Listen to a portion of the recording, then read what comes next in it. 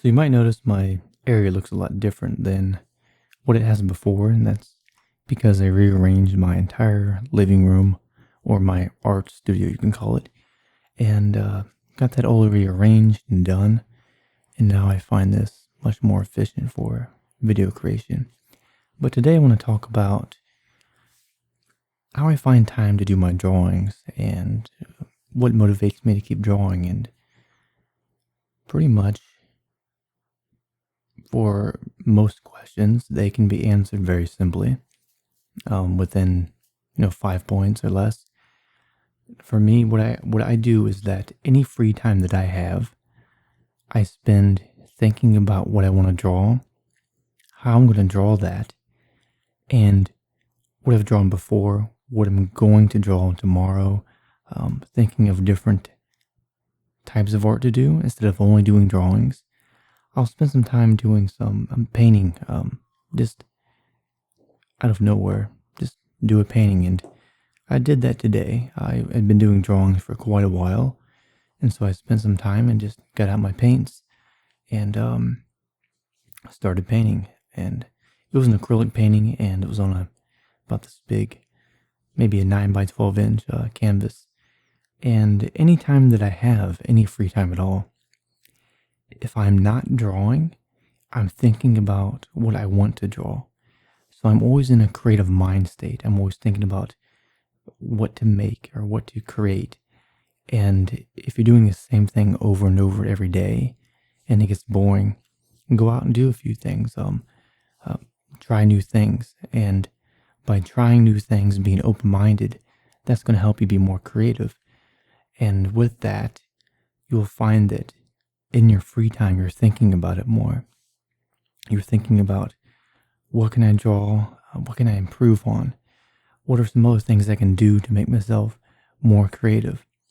And my first point that I want to make out of these 5, and I'll go over all these again at the end, is sacrifice.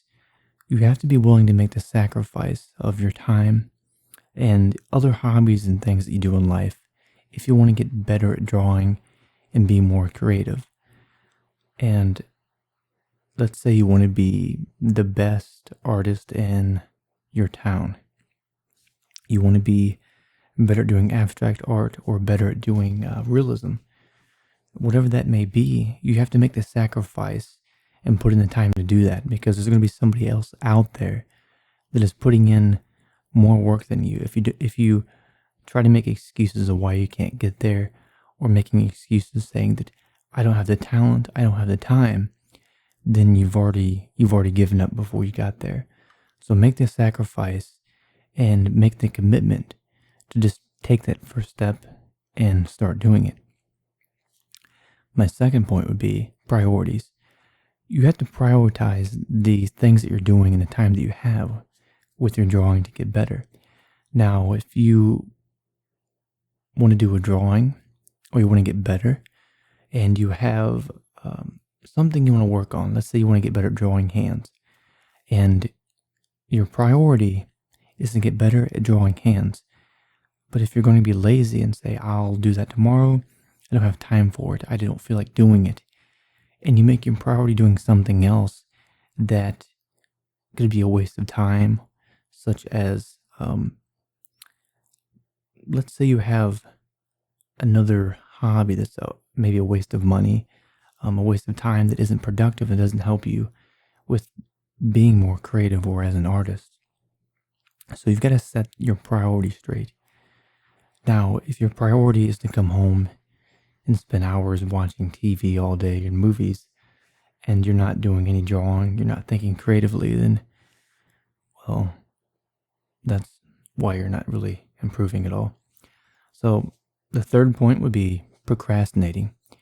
If you want to do some drawing, you want to get better, and you tell yourself, I'll do it next week, and then the next week comes by, some things come up. Let's say you get something in the mail, or somebody messages you or gives you a call, and then you spend hours talking to them, and by then you're hungry, so then you make food.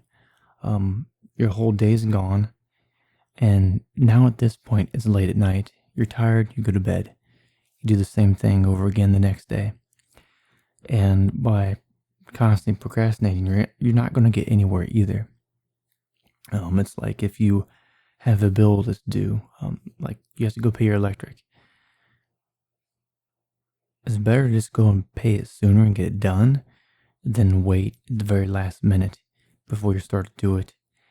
Because by putting things to the side and constantly procrastinating, you're not going to have as much time to improve, which goes back to number 1 and 2, sacrificing priorities. If you're going to procrastinate and make your priorities sit at home watching TV all day, then you're not making the sacrifice to make that your priority, and you're just procrastinating, saying I'll do it later, making excuses. My 4th point is work ethic. You have to be willing, which this is all tied in together, to make the sacrifice to make that your priority and to not procrastinate, which will give you the work ethic to get better at drawing. And I mean, we all have different perspectives and ideas of what we think is good at drawing. One person might think that this style of drawing is good, whereas someone else might think that this is better. For example, if you compare abstract and realism drawing, 2 completely different things. Someone might like realism more, someone might like abstract more. So it depends on the person. So whatever your drawing style is, you don't have to confine yourself to doing that one thing. I do a little bit of abstract and I do some realism, but I do prefer doing abstract drawing and doodles because I find that I'm always creating something new and something different. Now with realism and drawing hyperrealistic portraits and figure drawing and all that, it's more of a repetition type of skill to where you're studying anatomy. And I find that when I do that, I improve at drawing and my understanding of anatomy, but I don't find that it really helps me creatively because I'm not really able to draw something new every time.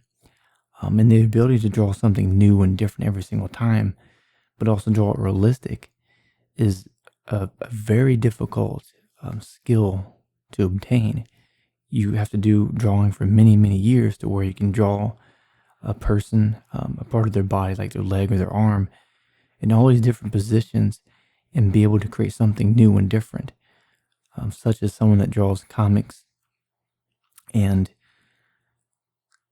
for me, with the drawing doodles and abstract, I find that it's relaxing. I can make something different every time. I don't even know what I'm going to make.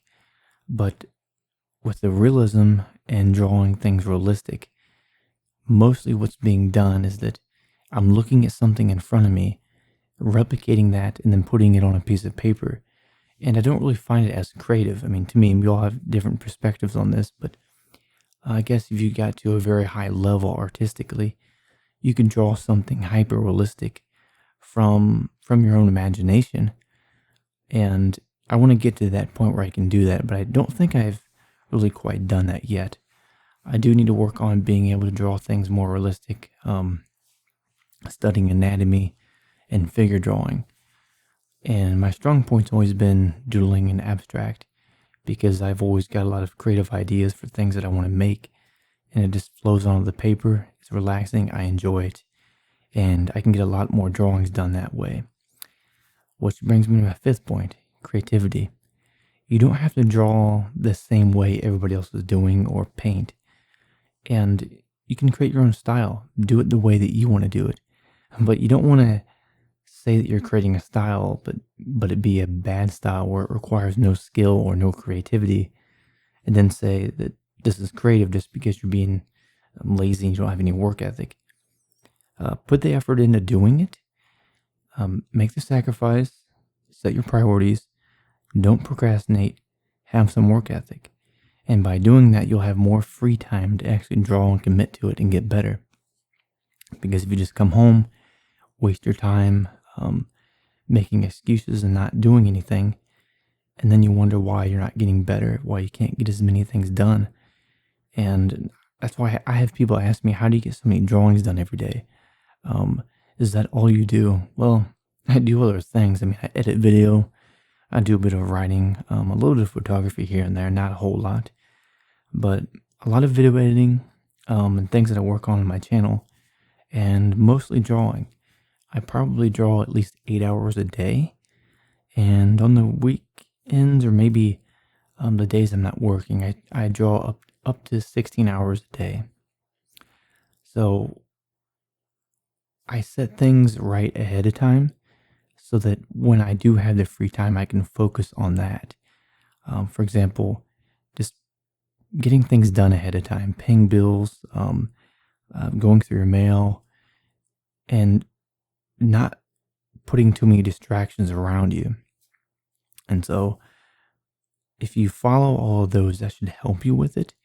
But do let me know if you have any other questions about things that can help you with trying to find more free time for drawing. We've all got different lifestyles, different things we're doing, so these should all apply to everybody.